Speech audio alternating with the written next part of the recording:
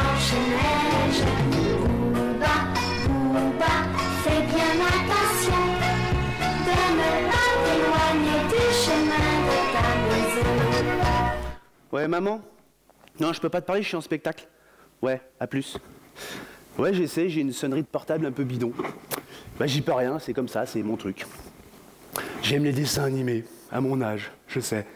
C'est-à-dire que c'est presque une spécialité pour moi, les dessins animés, j'adore ça, mais vraiment, quoi. Je veux dire, je suis devenu le spécialiste nantais, au moins ça, des dessins animés. C'est-à-dire que depuis tout petit, je les regarde, depuis que je suis comme ça. Des dessins animés, des dessins animés, des dessins animés. C'est-à-dire que moi, je suis champion de générique de dessins animés. Je les connais tous par cœur, tous. Là, je vous mets au défi de me trouver un générique, je vous le chante sans problème. Bah, il y a Booba, hein. Booba, Booba, mon petit ourson. Un autre, demandez, allez-y. Les Snorkies. Les Snorkies, les Snorkies, mon petit ourson.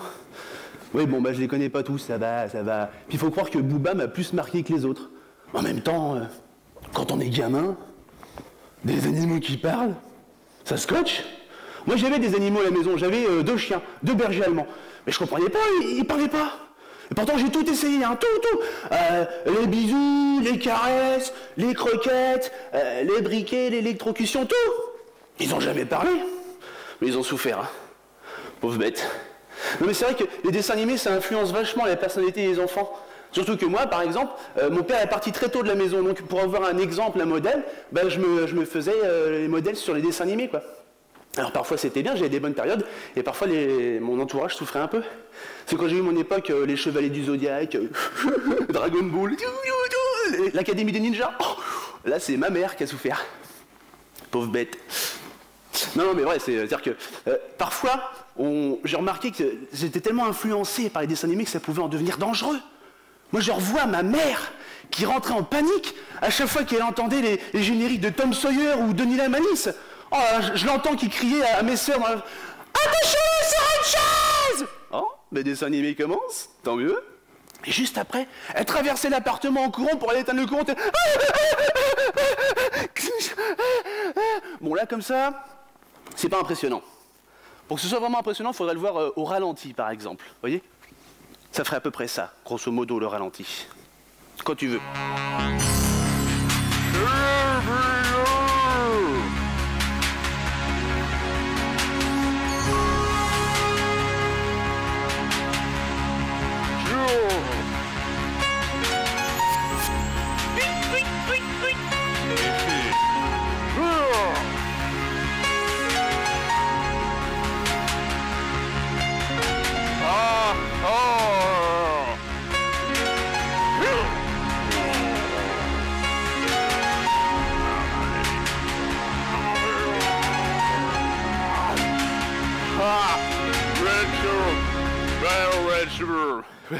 Voilà, c'est plus impressionnant comme ça, tout de suite. Évidemment, je suis passé par plusieurs phases très curieuses quand j'étais petit. La plus curieuse, c'est quand j'ai commencé à parler aux prises électriques. C'était pour parler aux mini-pousses. Vous vous souvenez des mini-pousses? Les petites bêtes comme ça qui vivaient dans les murs? Ah, j'y croyais, moi. Et ma mère a même failli me faire interner quand elle m'a surpris en train de mettre des petites tranches de saumon comme ça sous toutes les prises. C'était pour les attirer. Et ouais. Et puis finalement, elle a tiré la sonnette d'alarme quand elle m'a surpris en train d'essayer d'en déloger un d'une prise électrique avec une fourchette. Elle m'a dit, oh, toi, je vais t'emmener voir quelqu'un. Et elle m'a emmené voir un psychiatre ou oncologue, je sais plus, enfin un psy.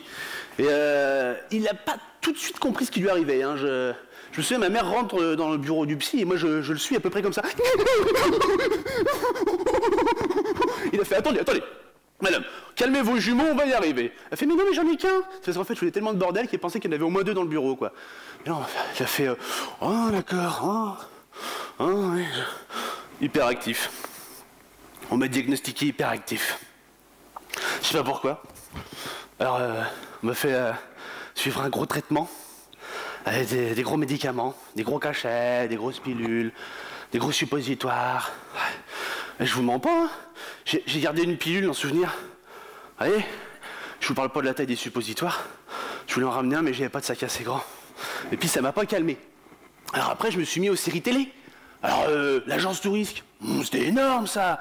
Ma mère aimait pas trop jouer à l'agence touriste parce qu'en général, après chaque épisode, je redescendais dans la rue jouer avec mes copains et on refaisait l'épisode sur sa voiture. Alors, c'est pas tant le fait qu'on refasse sa voiture qui l'a dérangé ma mère, c'est plutôt le fait qu'on démonte les voitures autour. Ça l'arrangeait pas. MacGyver aussi. MacGyver. Oh, grâce à MacGyver, j'ai été la coqueluche du service urgence pédiatrique 4 années de suite. Ouais. Je sais.